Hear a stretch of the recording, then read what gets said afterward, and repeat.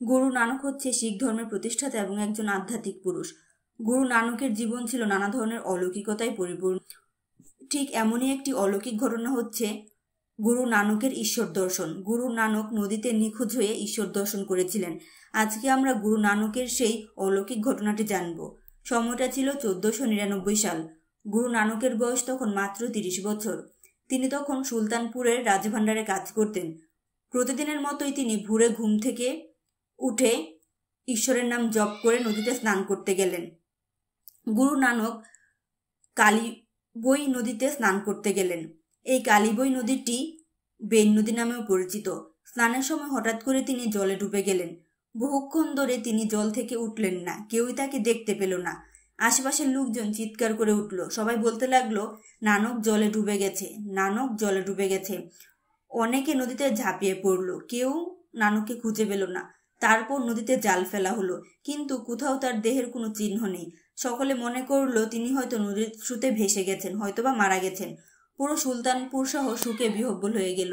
এভাবে পুরো 3 দিন তিনি নিখোঁজ ছিলেন। কেউ জানতো না তিনি কোথায় আছে, কেমন আছে, বেঁচে আছে কিনা। কিন্তু সেই সময় অন্য এক অলৌকিক ঘটনা ঘটে।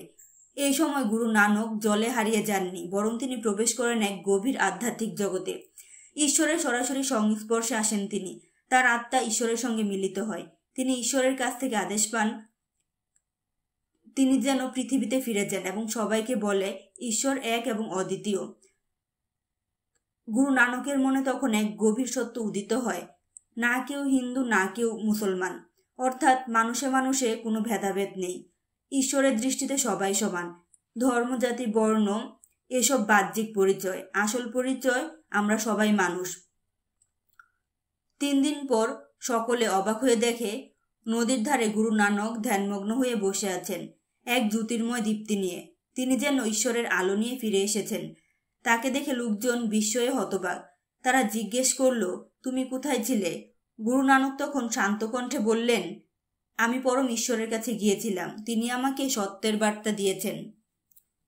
এই ঘটনার পর থেকেই গুরু নানক তার সমস্ত কাজকর্ম ছেড়ে দেন, চাকরি ছেড়ে দেন এবং বেরিয়ে পড়েন ভারত, আরব, আফগানিস্তান, তিব্বত, মক্কা মদিনা ভ্রমণে। মানুষের মধ্যে তিনি ঈশ্বরের বার্তা পৌঁছে দিতে এক দেশ থেকে আরেক দেশে ছুটলেন। এই অলৌকিক ঘটনার মধ্য দিয়ে গুরু নানকের জীবনের এক নতুন অধ্যায় শুরু হয়। এটি ছিল তার প্রথম ঈশ্বরের দিব্য দর্শন। ঈশ্বর যেখানে তাকে মানবজাতির সেবার জন্য মনোনীত করেন। এখান থেকে শুরু হয় শিখ ধর্মের বীজ বপন। এই ঘটনাটি নিছক একটি অলৌকিক ঘটনা নয়, এটি ছিল গুরু নানকের আধ্যাত্মিক রূপান্তরের মুহূর্ত।